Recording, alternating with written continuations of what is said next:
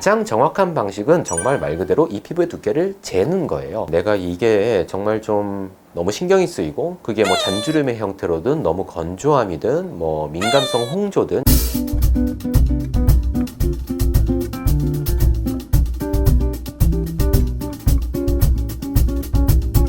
안녕하세요. 청담 리투의원 김재림 원장입니다. 제가 진짜 진료를 할 때마다 듣는 이야기인데요. 얇은 피부.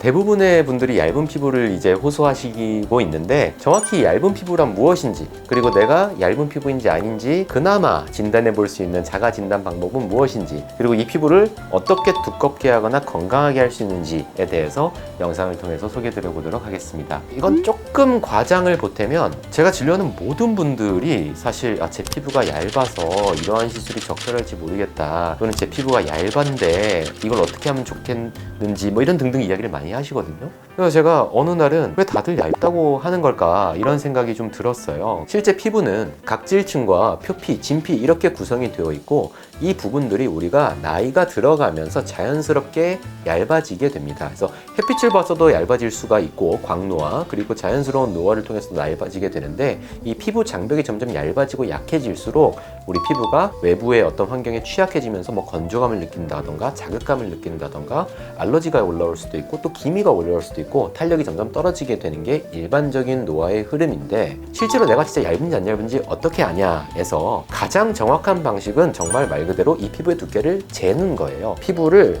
약간 구멍을 내서 떼서 조직 검사를 한다던가 아니면 초음파 같은 것을 통해서 보면서 두께를 측정한다던가 또는 어떤 특수 현미경을 통해서 그 두께를 측정하는 이러한 방식이 실제 과학적인 또는 정확한 피부 측정 방식이라고 할 수 있겠고요. 현실적으로는 이것을 하는 것이 굉장히 좀 번거롭기 때문에 피부를 이제 얇은지 그나마 가늠해 볼 수 있는, 실제 얇다가 아니고 얇을 확률이 높을 수 있다에 좀 더 가까운데, 그러한 테스트로서는 예를 들어 피부를 이렇게 살짝 집어보는 거죠. 이렇게 잡아볼 때 조금 더 얕게 잡히면서 이렇게 느슨하다라고 할 때 좀 더 얇을 확률이 높을 수 있다. 근데 이거는 사실은 탄력 이슈하고 원래는 연동이 되는 거지만 대부분 그 두 개가 일반적인 경우에는 약간 관련이 있기 때문에 이렇게 핀치 테스트를 살짝 해봤을 때 내가 너무 느슨하거나 늘어난다면 조금 얇을 가능성이 있겠다 라고 생각을 할 수 있겠고요. 저 같은 경우는 사실 아까 말한 핀치 테스트 개념에서 보면 굉장히 좀 느슨한 타입에 가까워요. 이렇게 태어났기 때문에 이건 약간 유전이거든요. 반대로 좀 땡땡한 사람들이 있어요. 피부가 좀 탄성이 강하고 살도 좀 밀도가 높고 이런 분들이 있는데 핀치 테스트 기준에서는 그러한 분들은 조금 더 덜 얇을 가능성이 있겠죠. 사실 이 많은 분들이 얇은 피부와 민감성 피부를 체감적으로 좀 많이 혼동해서 사용하시는 것 같아요. 예를 들어 내가 좀 민감한 피부라서 뭘 발라도 뭐 자꾸 뭐 붉어진다거나 뭐가 올라온다던가 이러한 분들은 그냥 민감한 걸 수도 있는데 이걸 내가 얇다라고 많이 느끼는데, 실제로 얇은 사람들 중에도 그렇게 민감한 경우들이 있을 수 있기 때문에 그러한 기준에서 바라본다면 탄력이 너무 떨어져서 막 잔주름이 많이 보인다 라고 하면 역시 얇은 피부 또는 이전보다는 얇아진 피부인 것은 거의 분명한 이렇게 생각을 할 수 있을 것 같습니다. 그 외에도 정말 피부가 너무 얇게 되면 이 피부 아래 혈관들이 비치는 것들이 좀 있을 수 있어요. 그래서 그 부분은 단순히 홍조가 심한데 피부는 두꺼운 걸 수도 있기 때문에 일종의 자가진단적 개념으로는 활용을 해보시되 정확한 거는 아니다 라고 보시는 게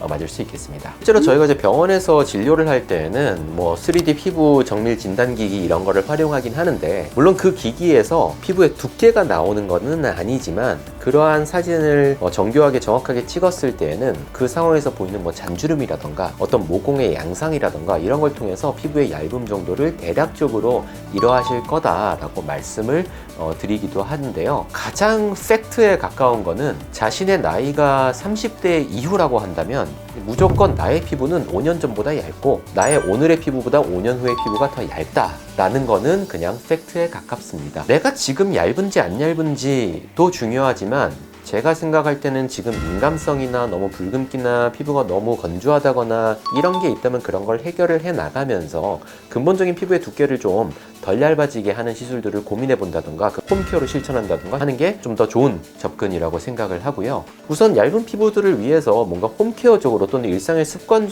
속에서 도움이 될 수 있는 부분들을 소개시켜 드려 본다면, 기본적으로 바르는 제품들이 저자극이어야 되고 피부 장벽이 가급적 강화되는 성분이 들어간, 대표적인 게 피부를 좀 더 보완하는 효능을 가진 세라마이드나 또는 히알루론산, 수분을 공급하는 거죠. 그 외에도 판테놀, 다양한 성분들이 있지만 피부 장벽이 강화되는 성분이 들어간 보습제, 화장품을 잘 써주는 것, 그리고 보습을 굉장히 잘해주는 것이 당연히 너무 중요하고, 햇빛을 피하는 것도 굉장히 중요합니다. 햇빛을 통해서, 자외선을 통해서 피부가 점점 얇아지게 되기 때문에 광노화를 막아주는 것이 굉장히 중요하고요. 또 하나는 피부에 화장을 하고 나서 닦거나 할 때 물리적인 자극을 많이 주는 것이 대단히 안 좋습니다. 이거는 대표적으로 기미를 가지고 계신 분들에게도 적용이 되는 건데요. 피부의 물리적인 장벽을 자꾸 닦아내는 거, 화장솜을 통해서 뭔가 박박 닦는다던가 이런 것들을 하는 거는 물리적으로 피부 장벽을 점점 약화시키고 얇게 만드는 행위들이기 때문에 얇은 분들은 더더욱 피하셔야 되고, 민감성이 있는 분들도 마찬가지로 피해 주셔야 합니다. 이중세안 같은 경우는 사실 저는 개인적으로는 좀 장단점이 있다고 생각을 해요. 화장의 그 두꺼운 거를 너무 오일리한 것들이면은 빡빡 이중세안을 통해서 씻어내야 되지만, 사실은 이중세안을 한다는 것 자체가 어쨌든 두 번 세안을 하면서 피부의 장벽을 약화시킬 수 있는 거기 때문에, 화장을 진하게 하는 날들이 가끔씩 있다라고 하면 그 화장을 잘 지워내고 화장 가루가 모공이나 이런 데에 끼지 않도록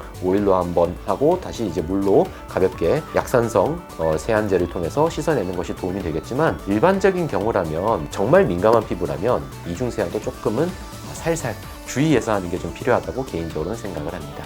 만약에 정말 얇은 피부분들이 내가 이게 정말 좀 너무 신경이 쓰이고, 그게 잔주름의 형태로든 너무 건조함이든 민감성 홍조든 조금 내가 시술적으로 도움을 받고 싶다라고 하신다면, 피부 장벽이 약화가 돼서 지금 건조감이나 민감성을 많이 느끼고 있다라고 하면 그 상황에 따라서 가벼운 진정 재생 관리들, 예를 들면 LDM, 인텐스 울트라, 코레지셀핏 이런 등등으로 기본적인 너무 약해진 피부 장벽을 조금 재생시켜주는 게 도움이 될 수 있고요. 조금 더 적극적인 방식으로는 여러 가지 스킨 부스터들, 피부에 주입을 통해서 좋은 영양제를 피부에 넣어주는 개념이죠. 콜라겐이 생기게 하는 주베륵도 좋고, 리쥬란이 원래 재생 사이클을 높이는 기능이 있기 때문에 리쥬란도 좋을 수 있고, 이러한 두 가지의 비교 차이는 예전에도 영상으로 소개해드린 적이 있으니까 그걸 참고해 주셔도 좋을 것 같고요. 그것 외에 내가 지금 당장 얇은 피부로 인해서 내가 불편을 겪고 있는 건 아니지만, 그로 인해 생기는 잔주름이나 탄력 문제가 좀 걱정이 된다라고 하면, 꾸준히 해도 좋은 리프팅 시술들은 대부분 피부를